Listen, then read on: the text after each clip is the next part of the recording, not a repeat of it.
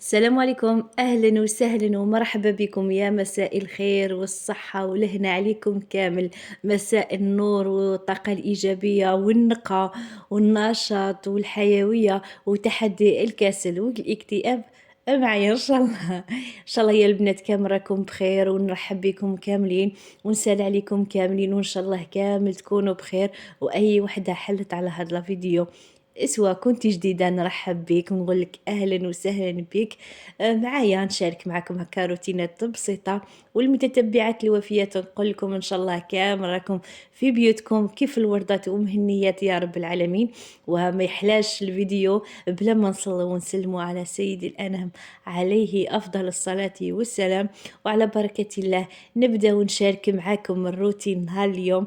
اليوم درت بوبوش، راني عارفة باللي بزاف نتاع الناس ما ياكلوش، واللي غادي حاشا النعمة تقول لي يعكو ماشي مليح وما يتكلش.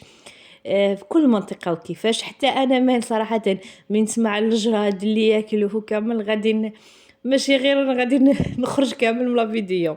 المهم يا البنات اللي حبت هاكا الوصفة نتاع البوبوش والطريقة اللي نانسيستي عليها أكتر من الطياب نتاعها، هي الطريقة نتاع الغسيل نتاعهم، وتاني نشارك معاكم هاكا مواد تنظيف شريتهم وجربتهم وعجبوني، واللي ما عجبونيش تاني غادي نعطيكم رايي فيهم.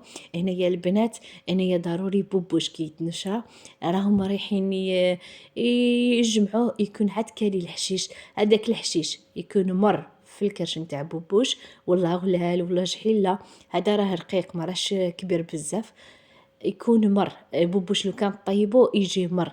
من الأحسن من يكون كالي الحشيش خليوه يصوم يومين نهار تاع طيبوه، غير باش يرمي هذاك الشيء اللي يكون في كرشو، ومن طيبوه يجي بنين. نقول لكم ولا كان عندكم في الدار يكون عاطين له غير سلطه ما مسطو، من الأحسن تخليوه يصوم. السميد معليش، السميد تنجمي طيب بيه باش يجيك بنين، ماشي سي اوبليجي عليك تخليه يصوم. هنايا حبيبتي نقول لك الطريقه اللي نغسل انا به ونانسيستي عليه بزاف خاطرش يجي مسخ راه يسرح يروح بارتو. شوفوا يا البنات، انا كي جفتو كان هذا كان صايم، درته في هذيك الباسينه ونبقى نغسل بهذه الطريقه حتى يولي الماء عندي صافي، ما نقولكش زوج مستحيل، 3 4 5 6 حتى نولي نشوف هذاك الماء نتاعو نات يولي نقي. عاد نروح للطريقه الثانيه في الغسيل نتاعو وندير ساشي هكا حدايا، راه صعيب شويه الغسيل هو، باش نجمع فيه هذيك السقاطه وكامل والخدمه تجيني سهله وكامل. شوفوا يا البنات، بالنسبه للبوبوش انا سمعت باللي راه يداوي الربو، الناس اللي يشتكيو من الربو، غير انا الطريقه اللي نستعمل بها نديرها غير بالاعشاب، ما نديرش لي زيبيس كيما الكمون وراس الحانوت وكامل، نديرها غير لي زيبيس اللي انا غادي نقول لكم كيما التوابل، الأعشاب العطرية دوك اللي يداووا بيهم وكامل. وهنا يا حبيبتي نبقى ندير في هذه الطريقة ونقي ونغسل حتى نكمل كامل البوبوش. بالنسبة هذا البوبوش شراوه 20,000 للكيلو، بصح ما جانيش هذاك البوبوش اللي فيه اللحمة طامر.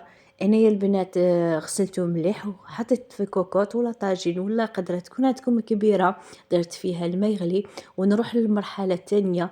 هنايا حتى غسلته مليح وشت الماء تاعو صافي، درت 2 حفنات نتاع الملح وفنجان نتاع الخل.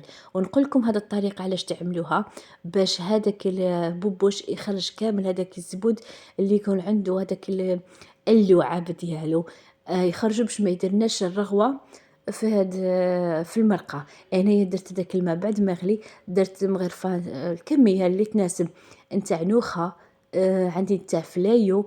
ونعطيكم 2 مكونات يجي به بوبوش بزاف بنين، هي قشور نتاع الرمان يكون عندكم ناشف، سواء كان عندكم مرحي، انا كان عندي مرحي ولا وفي، والقشره نتاع التين تعطي واحد البنه هايله. وضفت كميه تاع الملح وغطيت وخليتهم يغلوا.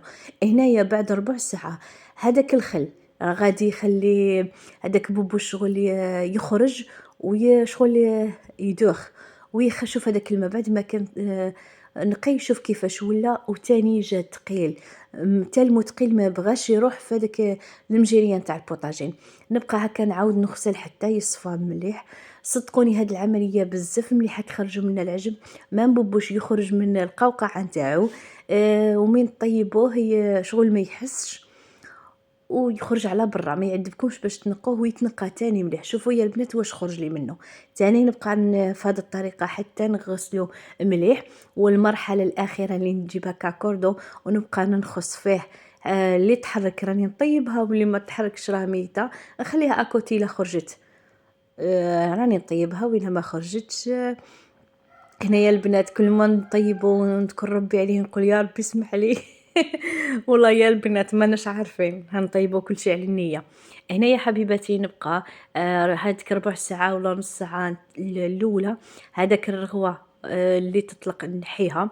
وهنايا حبيبتي خليت البوبوش ديالي يطيب ورحت للصال دو باه نشارك معاكم تجربتي مع هاد المنتجات. هذا ماجيك كان عندي الزرق وخبرتكم عليه هايل يا البنات. هنا هو راه منتوج قليل. اليوم لقيت هذا الموف، ولقيت تاني اخرين ندخل نشاركهم معكم. هذا الموف غير نتاع الارض بريحه الخزامه. واش نحكي لكم يا البنات، هاد المنتجات مليحه بصح راهم قلال. اظن المصنع اللي يخدمهم راه صغير وما راش يلبي كامل الطلبات. صعبوا شويه باش تلقاوهم. راه يرغون. شوفوا مين تحبوا تغسلوا الارض ولا الصال دو با ولا غسل كيما نقولوا مليح، ديري هذا ماجيك البلو، ريحته هايله. البنات ما تخلطوش بزاف نتاع المواد باش ما تروح لكمش الريحه وتبقى لكم ريحه واحده. ديري كيما هذا معطر وديري عاود غريزيل وكامل تروح لكم الريحه.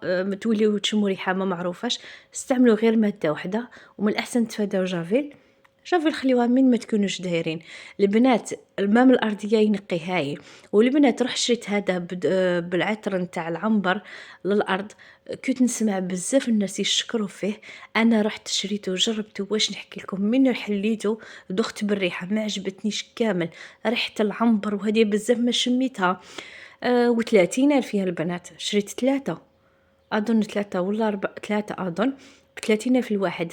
البلو هايل. ما ملي تغسل الفراش الطابيات نقول لك استعملي جال ماجيك الازرق ينقي طوب الكوكوطات الماعن الكلش. مي هذا كامل ما عجبنيش وخاصني نستعمله ما نخليش في الدار وما جاتنيش نرميه. ديسيديت باش نديرو هنايا باش مين نديرو لافاج حاشاكم للطوالات يخرج في ريحه العنبر. تما هذاك نقى ريحه العنبر بصح غير باش فرغتو راه صعيب وتعذبت معاه. وهذاك الماء اللي يخرج حاجاكم في الطوالات راه ماغو خاطرش هذاك الليكيد من تحلل في الماء اكيد غادي يخرج مارو. ريحه العنبر اللي تحب ريحه العنبر نقول لك شريه عينيك ممضين، واللي ما تحبوش كيما انا كارثه. وهنايا رحت شريت هاد اللعيبات اللي اول مره نجربهم صراحه. ووليت نديسيدي باش نشري اي برودوي ولا ريحه سواء نستعملها للدار ولا الكوزينه ولا ليا. افضل نخير ريحه النقا. هادو يا البنات ريحه النقا واش نحكي لكم اول مره نجربهم صراحه لحد انا معجبيني بصح مع الوقت غادي نشوف. وهنا يا حبيباتي بعد ما طبوا بوجه ما شاء الله هذا ما درت له. هذا غير الثوم كمشه نتاع الثوم غسلتها بيه ورميتها في هذيك المرقه به بالقشور باش غير باش يطلقوا لي البنه. وهنايا كميه درت فيها الرز وخليته يطيب.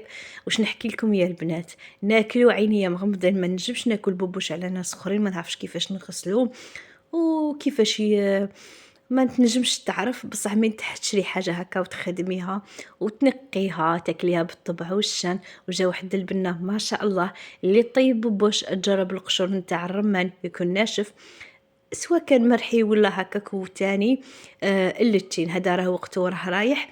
اي عندكم حبه نتاع طومسون قشروها ونشفوا هذاك القشور نتاعها واستعملوه مليح ماشي غير للبوبوش. وهنايا جاني بزاف كان عندي حوالي 2 كيلو ورطل هذيك الكميه اللي بقات. وكانت انا ديما كانوا عاد ما خرجش هكا رصانهم. درت كميه نتاع السميد باش يبقاو ياكلوا ودرتها في هاد الطاسه نص يومين ولا 3 ونعاود نطيبهم. شوفوا يا حبيباتي من الاحسن ديروا لهم هكا شاش ولا باش يريسبيري راهم حتى هما حيوانات وهذوك اللاستيكات نتاع كانوا يقولوا لهم لاستيكات الدراهم كانوا يشدوا بالمليون. ودوكا ولينا نقولوا هذوك اللاستيكات نتاع البيض. وهنايا حبيبتي نشدهم ونخليهم الا بقيت كتر من 3 ايام ما طيبتهمش، نعاود ندير لهم هكا كمشه نتاع السميد ونرشهم شويه نتاع الماء.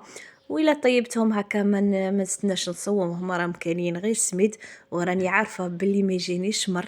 صدقوني يا حبيباتي الطريقة اللي شاركتها معكم طريقة تخرج لكم بوبوش كيما نتاع برا. وكاين اللي يديروا زعترة، انا ما نديرهاش، هذه الطريقة اللي درتها وديتها على الام نتاعي وفيها شوية تعديلات بصح هايل يا حبيباتي. وهنايا رشيت شوية نتاع الماء وخليته.